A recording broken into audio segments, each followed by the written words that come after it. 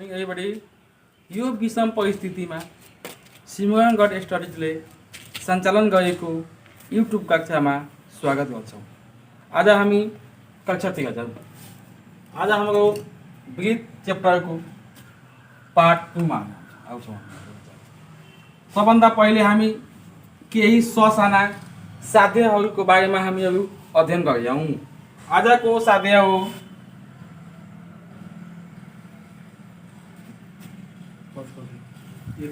बराबर जीवा का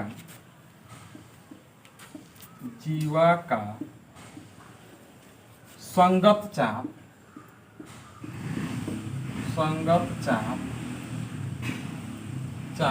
बराबर हुन्छ।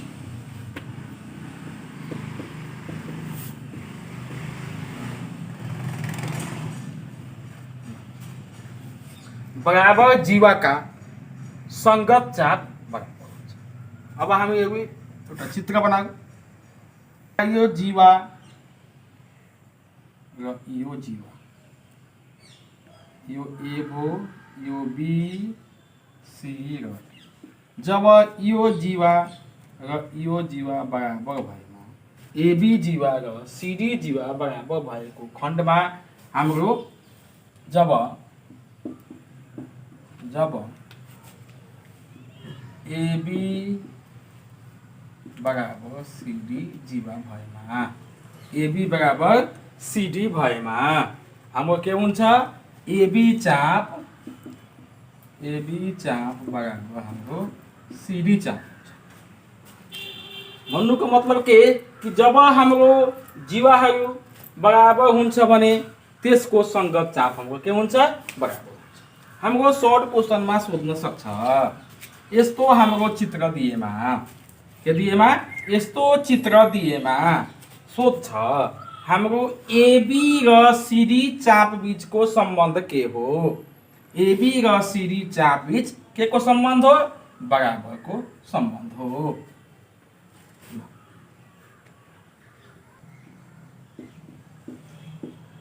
जीवा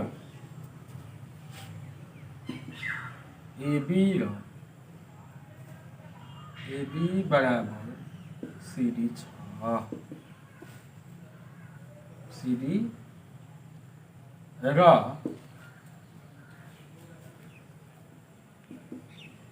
एबी चाप 10 एम भए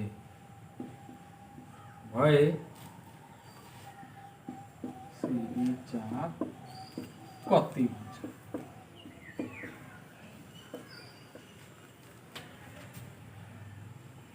यदि जीवा एबी बराबर सीडी छ, जीवा एबी बराबर सीडी छ, एबी चाप हाम्रो 10 एम भए सीडी चाप कति हुन्छ? सीडी चाप कति हुन्छ? अब हामीहरू के साध्य पढेका छौँ भने बराबर जीवाका संगत चाप बराबर हुन्छ। जब हाम्रो यो जीवा एबी र सीडी जीवा बराबर छ भने यसको संगत चाप पनि के हुन्छ? बराबर हुन्छ। अब हामीहरू कसरी लेख्ने? हाम्रो के लेख्ने? एबी चाप बराबर सीडी चाप। यसको रिजनमा के लेख्ने? बराबर जीवा का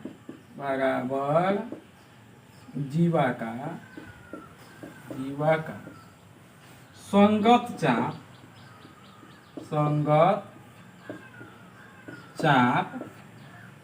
बराबर हुन्छ।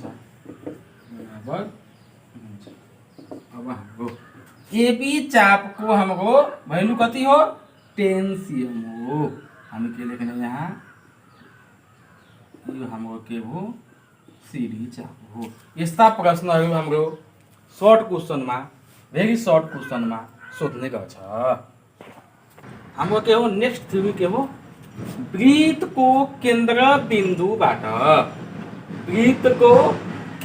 बिन्दुबाट जीवामा रेखित लम्बले जीवालाई आधा गर्छ। यो साध्य हामी कक्षा 9 मा पढिसकेका छौँ। यो के हो? वृत्तको केन्द्र बिन्दुबाट जीवामा रेखित लम्बले जीवालाई आधा गर्छ। जब हामी यो चित्रमा हेर्ने यो वृत्तको केन्द्रबिन्दु हो। यो हाम्रो जीवा केन्द्रबिन्दुलाई हामी ओ मानौँ, यो ए। जब हाम्रो केन्द्रबिन्दुबाट यो जीवा एबी मा लम्ब तान्दा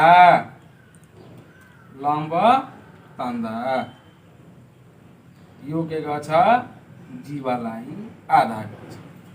वृत्तको केन्द्रबिन्दुबाट जीवामा रेखित लम्बले जीवालाई आधा गर्छ। मान लो यो हाम्रो सी हो। जब हाम्रो केन्द्रबिन्दुबाट जीवामा लम्ब तान्दा हाम्रो यो र यो के हुन्छ, बराबर हुन्छ। त्यही भन्दैछ वृत्तको केन्द्रबिन्दुबाट जीवामा रेखित लम्बले जीवालाई आधा गर्छ। कुन अवस्थामा, जब हाम्रो ओसी लम्ब एबी भए, ओसी लम्ब एबी भए हाम्रो के हुन्छ, एसी बराबर हाम्रो सीबी हुन्छ। एसी बराबर के हुन्छ, सीबी हुन्छ। वा अर्थात हाम्रो एसी या सीबी बराबर हाफ अफ हाम्रो एबी पनि हुन सक्छ। यही भन्दैछ हाम्रो यो पनि लेख्न सक्छौँ। वृत्तको केन्द्रबिन्दुबाट जीवामा रेखित लम्बले जीवालाई आधा गर्छ। यसका धेरै प्रश्नहरू सोध्ने गर्छ हाम्रो एसई एक्जाममा।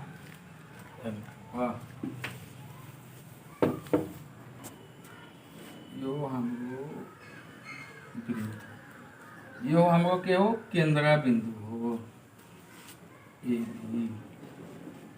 यसमा हामी लम्ब तान्यौँ।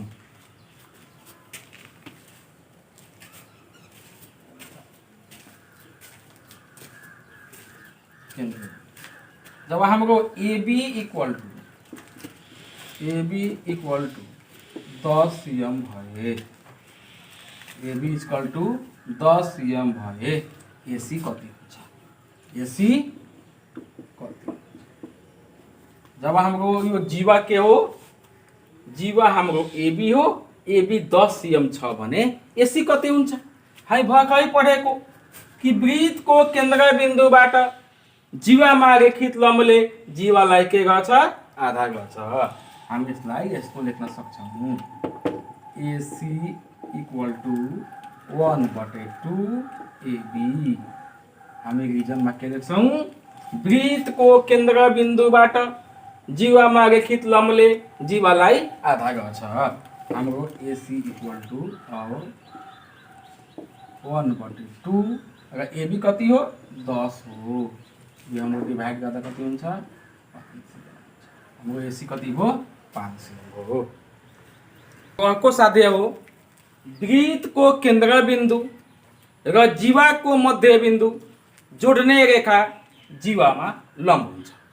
के पढ्नु छ आज हामीहरुको, वृत्तको केन्द्रबिन्दु र जीवाको मध्यबिन्दु जोड्ने रेखा जीवामा लम्ब हुन्छ। अब हेरौँ, यो हाम्रो वृत्त हो, यो हाम्रो के हो, केन्द्रबिन्दु हो।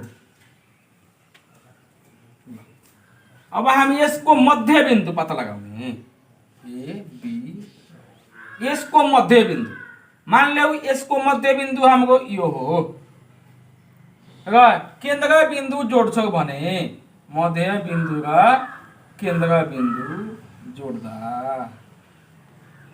मध्यबिन्दु र केन्द्रबिन्दु जोड्ने रेखा जीवामा के हुन्छ, लम्ब हुन्छ भने हामीलाई प्रुभ गर्नु छ। जब यो मध्यबिन्दु भयो भने यो हाम्रो सी, यो र यो के हुन्छ, बराबर हुन्छ। जब हाम्रो एसी र बीसी बराबर भएको खण्डमा जब हामी केन्द्रबिन्दुबाट जीवाको मध्यबिन्दु जोड्छौँ भने त्यो समयमा के हुन्छ, यो हाम्रो ओसी लम्ब एबी हुन्छ। के हुन्छ, जब हाम्रो एसी बराबर बीसी, यसको एबी र एबी को मध्यबिन्दु सी र केन्द्रबिन्दु ओ जोड्दा हाम्रो जीवामा के हुन्छ, लम्ब हुन्छ। यो कन्डिसनमा के भयो, हाम्रो ओसी लम्ब हाम्रो एबी हुन्छ। ओसी लम्ब एबी हुन्छ। यो कन्डिसन दिएमा यस्तो चित्र दिएमा भन्छ कि एबी को मध्यबिन्दु सी भए केन्द्रबिन्दु ओ भए ओ र सी लाई जोड्दा ओसी र एबी बीच के को सम्बन्ध हुन्छ त? के भन्दैछ? ओसी र एबी बीच के को सम्बन्ध हो त? हाम्रो के हो? हाम्रो साध्यले भन्दैछ वृत्त को केन्द्रबिन्दु र जीवा को मध्यबिन्दु जोड्ने रेखा जीवामा लम्ब हुन्छ। जब यो मध्यबिन्दु भएकोमा यस हाम्रो ओसी लम्ब एबी हुन्छ। के हुन्छ?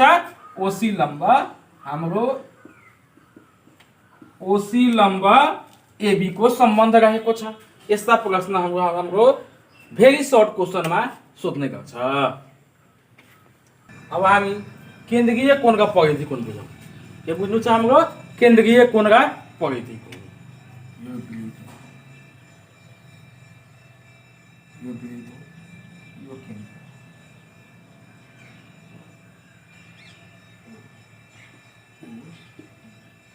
वृत्त को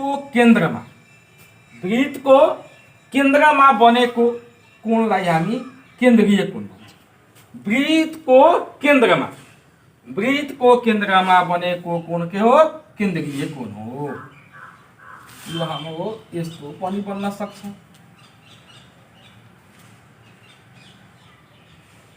यो के हो? हाम्रो केन्द्रीय कोण। यसलाई पनि यो पनि के हो? केन्द्रीय कोण। वृत्त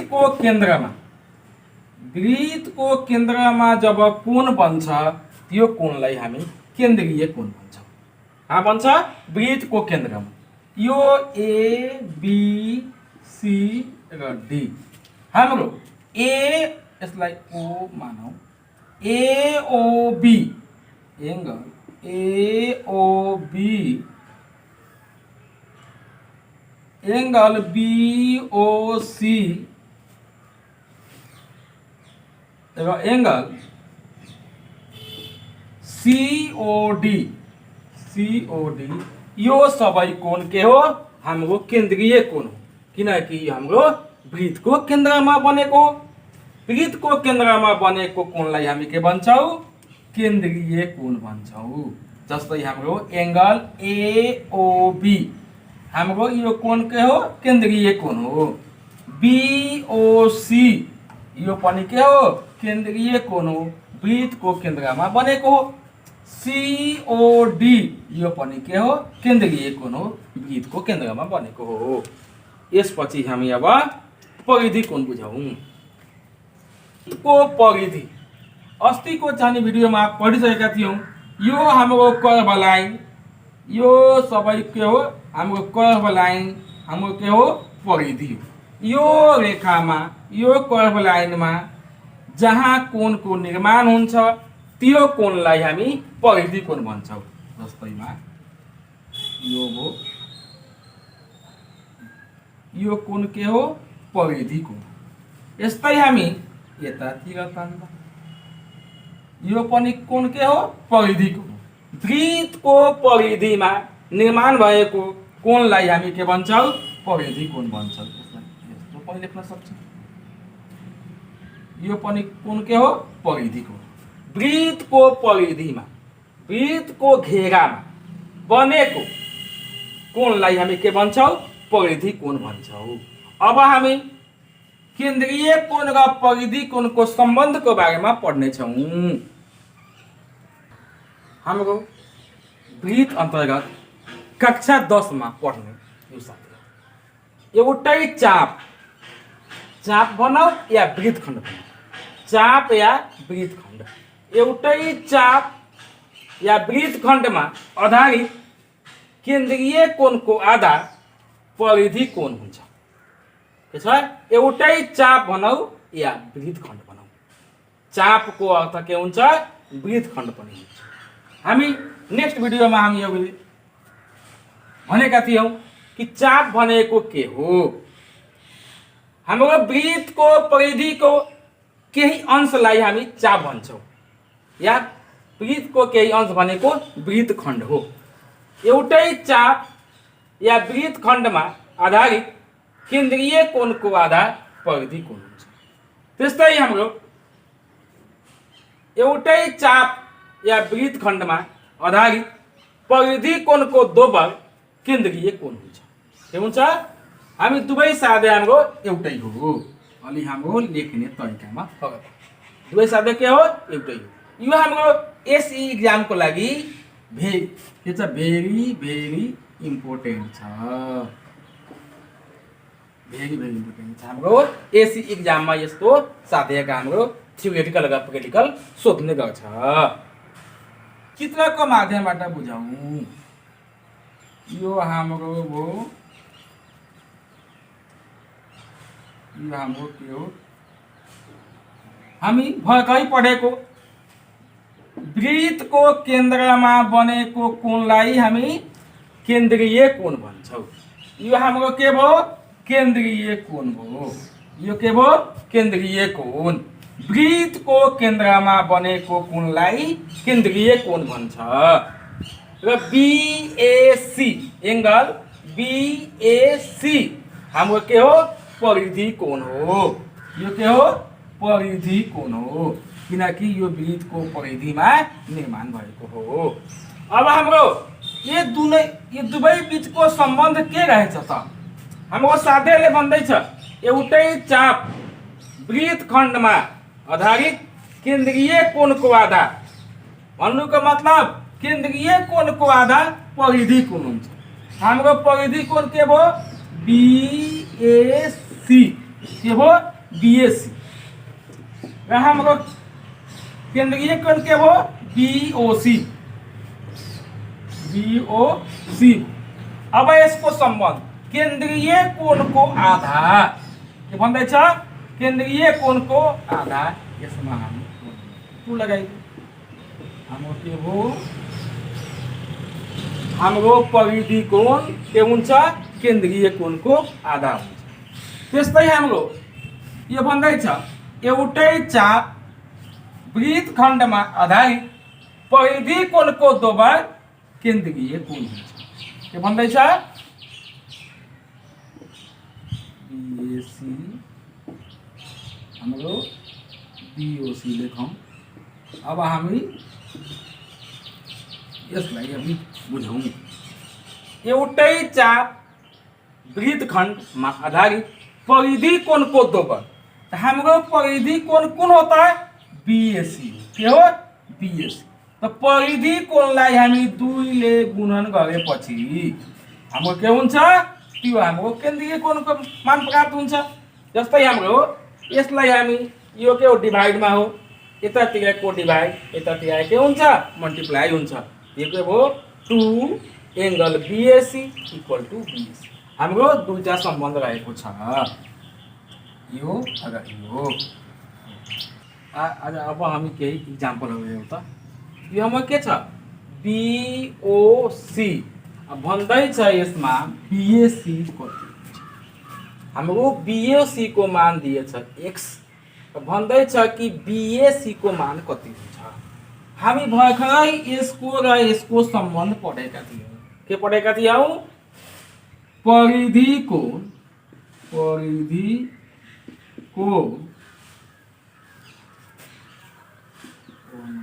2 केन्द्रीय कोण। यसको हाम्रो रिलेसन हुन्छ। के हुन्छ? यसको सम्बन्ध हुन्छ। परिधि कोण हाम्रो केन्द्रीय कोणको आधार हुन्छ। त्यस्तै हाम्रो x के हो? x हाम्रो के हो? केन्द्रीय कोण। र यसको आधार हाम्रो के हुन्छ? परिधि कोण हुन्छ। हामी के लेख्ने? एंगल बीएसी बराबर हाफ अफ एंगल बीओसी। यसको रिजनमा के लेख्ने? एउटै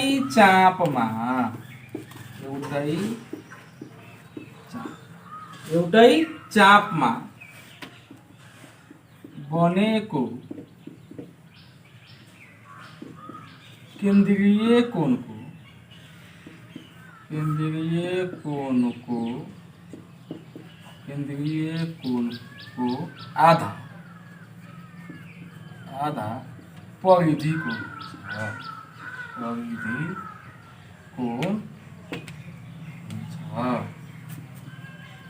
लेख्ने यो र परिधि कोणको सम्बन्ध लेखे पनि पुग्छ। कहीँ हामीलाई याद छ भने लेख्ने एउटै चापमा बनेको केन्द्रीय कोणको आधार परिधि कोण हुन्छ।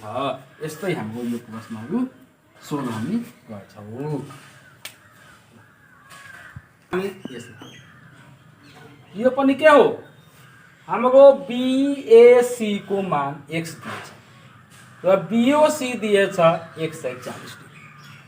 हामीलाई के x को मान निकाल्नु छ। हामी एकछिन सोचौँ, यो x कहाँ निकाल्नु हो, एंगल BAC कोण जनाउँछ। BAC हाम्रो कुन कोण हो त, यो हाम्रो परिधिमा बनेको, यो के हो भने हाम्रो परिधि कोण हो। र त्यस्तै एंगल BOC यो हाम्रो केन्द्रमा बनेको, यो हाम्रो के हो केन्द्रीय कोण। हामी भर्खरै पढेको परिधि कोण र केन्द्रीय कोणको सम्बन्ध पढ्यौं।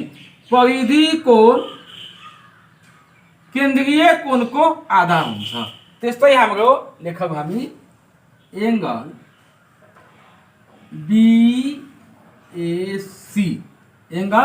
BAC equal to angle BOC।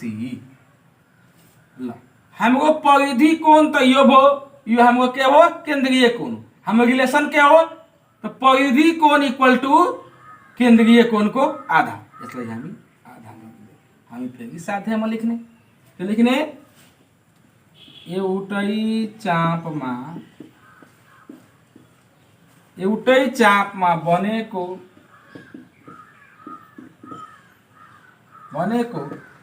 अब हामी BAC को मान कति दिएको छ त भने BAC को ठाउँमा हाम्रो x दिएछ यहाँ, त हामी x यहाँ रिप्लेस गरौँ र हाम्रो BOC को मान कति हो 140 डिग्री। के हो 140। ल अब लेखौँ, यो इक्वेसन हो। इक्वेसनमा हामीलाई अब लेख्नै पर्छ। यसलाई हामी डिभाइड गर्दा हाम्रो के भयो, यसबाट यो 7 हो, हाम्रो के हो यो 70। अत हाम्रो x को मान कति आयो त, हाम्रो 70 डिग्री आयो। अब हामी तेस्रो नम्बर, यो पनि के हो AOB। यो हाम्रो के हो ACB। अब यसमा हामीले चिन्नु छ कुन केन्द्रीय कोण हो र कुन परिधि कोण। हामीले भर्खरै पढेको वृत्तको केन्द्रमा बनेको कोणलाई हामी केन्द्रीय कोण भन्छौँ, वृत्तको परिधिमा बनेको कोणलाई हामी परिधि कोण भन्छौँ। जब हामी दुवै कोणको चाप AB छ, यसको पनि चाप के हो AB हो, र हाम्रो एंगल AOB र एंगल ACB को चाप पनि हाम्रो के हो AB नै भएकोले यो दुवै बीच हाम्रो के सम्बन्ध हुन्छ त, परिधि कोण बराबर 1/2 केन्द्रीय कोण। परिधि कोण इक्वल टू केन्द्रीय कोणको आधा। हामी फेरि त्यस्तै हामी यसलाई पनि लेखौँ, angle ACB equal to AOB। यो के हो हाम्रो केन्द्रीय कोण हो, त केन्द्रीय कोणको त आधा हुन्छ, त्यसलाई हामी आधा लेख्दैौ। फेरि लेखौँ, एउटै चापमा आधा परिधि कोण हुन्छ। हामी अब ACB हाम्रो के हो, यहाँ त x हो, हामी यसलाई यहाँ x लेखौँ 1/2। हाम्रो AOB कति हो त 30 हो, हामी 30 लेखौँ। यसलाई हामी डिभाइड गर्दा हाम्रो के हुन्छ 15 डिग्री हुन्छ। दिएको चित्रमा BOC र BAC को सम्बन्ध लेख। यो कोण र यो कोणको सम्बन्ध के हो? यहाँ छ दिएको चित्रमा एङ्गल एओबी यो कोण र एङ्गल सिओडी बराबर भएमा कुन कुन चाप बराबर हुन्छ त्यसको बारेमा लेख्नु छ। तलका प्रत्येक चित्रमा x को मान पता लगाऊ। चित्रबाट पता लगाउनुहोस्। हाम्रो यो चित्र हो, क्वेसन नम्बर 1 हो। यसबाट हाम्रो एबी को मान 10 हुन्छ र x को भ्यालु हुन्छ। यहाँ हाम्रो केन्द्रीय कोण 140 डिग्री छ। हाम्रो x को मान छ। यहाँ पनि हाम्रो x को मान। विद्यार्थी भाइ बहिनीहरू, आफ्नो टेक्स्ट बुक या प्र्याक्टिस बुकबाट यस्ता समस्याहरू बनाउनु। केही समस्या आएमा हाम्रो कमेन्ट बक्समा कमेन्ट गर्ने। सकभर हामी तिमीहरूको कमेन्टलाई मध्यनजर गर्दै हामी समस्यालाई समाधान गर्ने नै छौँ। यो हाम्रो भिडियोलाई सब्स्क्राइब, लाइक र कमेन्ट गरिदिनु होला। यही आशा र विश्वासको साथ आज यो कक्षाबाट छुटिन्छ। ल, नमस्कार।